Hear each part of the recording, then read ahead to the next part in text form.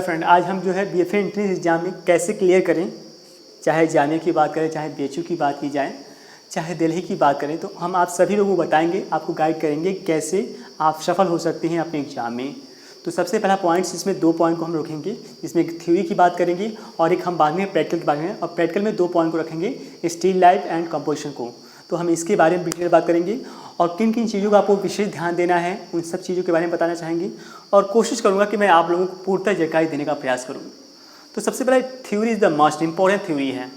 Theory में क्या क्या है आपका जो है इंडियन आर्टिस्ट, फॉरेन आर्टिस्ट, जितने भी चित्रकार के बारे में कलाकारी हुआ है वो, और जितनी भी वर्तमान समय के जितने भी चित्रकार हैं उनके बारे में, जो बीते हुए चित्रकार हैं उनके बारे में, और जितनी भी कला से संबंधित जो आप टेक्निक यूज करते हैं, जो ब्रश यूज करते हैं उनके बारे में नॉलेज, जो वाटर कलर यूज करते हैं उनके बारे में, विशेषकर जितनी भी कलाओं से संबंधित जो भी नॉलेज है ना, उसको आपको विस्तार से आपको पता होना चाहिए। सबसे पहला इंपॉर्टेंट, आपको वैकल्पिक क्वेश्चन दिए जाते हैं, जिसमें से क्वेश्चन से बहुत सारे कन्फ्यूजन वाले होते हैं, बहुत करेंट होते हैं, और बहुत सारे क्वेश्चन से ऐसे होते हैं कि आपको पता होते भी नहीं पता होता है, क्योंकि क्वेश्चंस को में दिमाग आपको लगाना पड़ता है।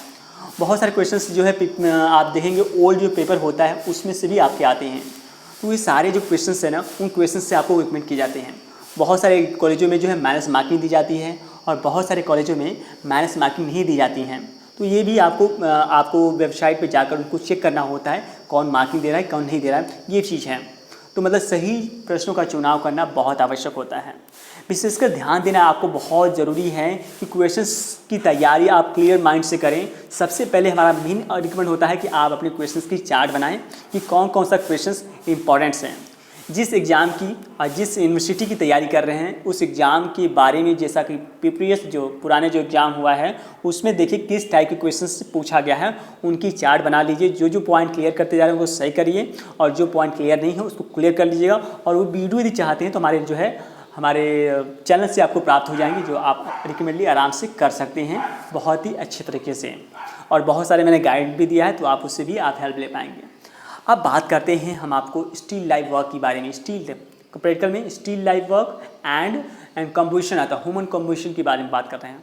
पहले स्टिल लाइफ वर्क के बारे में करते हैं। स्टिल लाइफ वर्क में जो है रिकमेंड किया जाता है कॉटेज शीट पर A3 साइज पर आपको जो है स्टिल लाइफ वर्क किया जाता है। कोई भी ऑब्जेक्ट आपके सामने रख दिया जाता है और उसको देखकर ड्रॉ करना होता है।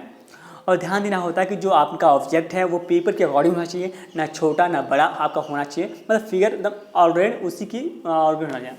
पेंसिल की शेडिंग की बात की जाती है तो 2B, 4B, 6B, 8B इन 4 पेंसिल का उपयोग कर आप उसको शेडिंग कर सकते हैं। स्ट्रोक में कहा जाता है, रिकमेंड किया जाता है यूनिवर्सिटी लेवल में, तो 45 में आप शेडिंग दे लीजिएगा। यदि नहीं है तो कोई बात नहीं है, लेकिन ध्यान दीजिएगा जो भी ऑब्जेक्ट में शेडिंग दे रहे हो तो उसमें लाइन ना दिखें। और लाइन को आपको छिपाना है तो या तो सब्जेक्ट को, मतलब आप तो या ऑब्जेक्ट में शेड दें या फिर बैकग्राउंड में शेड देकर उस लाइन को आप रिमूव करें, क्योंकि लाइन दिखता है तो उसमें माइनस मार्किंग काटी जाती है। ठीक है। और विषय वस्तु को जितनी जल्दी ऑब्जर्व कर लेंगे उतना अच्छा होगा। ऑब्जर्वेशन कहाँ से आता है? ऑब्जर्वेशन आता है को डेली प्रैक्टिस करने, डेली आपको बनाने से, क्योंकि बहुत सारी चीज़ें ऐसी होती हैं जो डिटेल करना होता है और आपको 90 मिनट के अंदर क्लियर करना पड़ता है। 90 मिनट में जो है आपको स्टिल लाइफ वर्क भी करना पड़ता है और 90 मिनट में आपको जो ह्यूमन ड्राइंग कंपोजिशन करना पड़ता है। और ह्यूमन कंपोजिशन की बात यदि करें मित्रों, तो उसमें जो है सबसे इंपॉर्टेंट क्या होता है कि डेली लाइफ से संबंधित आपको सब्जेक्ट दिए जाते हैं, या फिर करंट में जो सिचुएशन चल रहा है, जैसे कोविड-19 चल रहा है तो उससे रिलेटेड क्वेश्चन नंबर से दिया जाता है, या फेस्टिवल्स जो हैं उनसे संबंधित आपको बनाने के लिए दिए जाते हैं सब्जेक्ट को।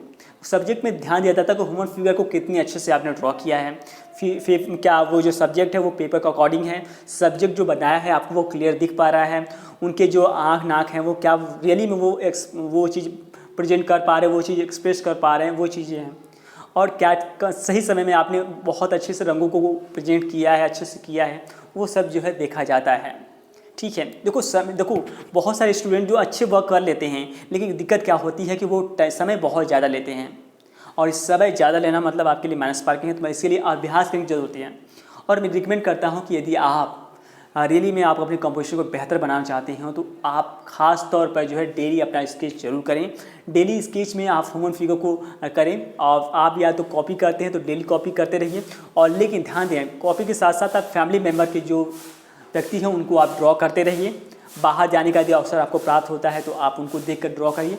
जितने मतलब आप अपने वर्क में जितना अपने डर को हटा दोगे, जितना फ्लो वर्क करोगे उतना ज़्यादा अच्छा होगा, क्योंकि जितना फ्लो लाइन उसमें ड्रॉ किया जाता है कंपोजिशन में, उससे आपके अंक जो है ज़्यादा मिलने की संभावना रहती है। तो इन सब चीज़ों का आप ध्यान दीजिएगा। और साथ ही साथ एक बात ध्यान दीजिएगा कि जो भी आप काम कर रहे हो, जो भी काम करो, फियरलेस वर्क। फियरलेस कैसे होगा? जब आप वर्क डेली अपना वर्क करोगे, ठीक है। और एज की बात करते हैं तो एज जो है 22 ईयर माना जाता है। यदि ओबीसी में आते हैं, पीएचयू की बात करूँ तो 25 ईयर मानता है मैक्सिमम। इस कॉलेजों की बात किया जाए तो 22 इज़ द करेक्टली जो है। तो आपकी एज भी होनी चाहिए। आप 12th में जो है लगभग 50% मार्क्स होना चाहिए। एंड बहुत सारी जगह से मैं शांति निकेतन की बात करूँ तो वहाँ सुनने की 60 जो है % की डिमांड की जाती है। नॉर्मली तो देखा जाए सभी यूनिवर्सिटी की तो 50% मार्क्स डिमांड की जाती हैं। और साथ ही साथ बहुत सारे कॉलेज ऐसे होती हैं कि यदि आपने ज़्यादा गैपिंग कर लिया है, मान लीजिए कि 12th आपने जो है करीब आज से करीब 4 साल पहले कर लिया है, तो उस गैपिंग के दौरान भी बहुत सारे कॉलेजें एंट्री नहीं लेती हैं। तो ये भी आप जो है वेबसाइट पे जाकर क्लियर करिएगा क्या ये एंट्री ले रही कि नहीं, ये सब चीज़ें भी आपको क्लियर करना पड़ता है। नॉर्मली मैं अपने अकॉर्डिंग जो है आप लोगों को 4 कॉलेजों को 5 कॉलेजों को मैं रिकमेंड करता हूँ, जिसमें सबसे पहला क्वेश्चन मैं करूँगा, मैं बीएचयू कहूँगा एंड कहूँगा, फिर आपके दिल्ली की कहूँगा, आपको जामिया कहूँगा, और एमएसयू की भी बात कहूँगा, साथ ही साथ आप जे आर्ट और कॉलेज की बात करूँगा।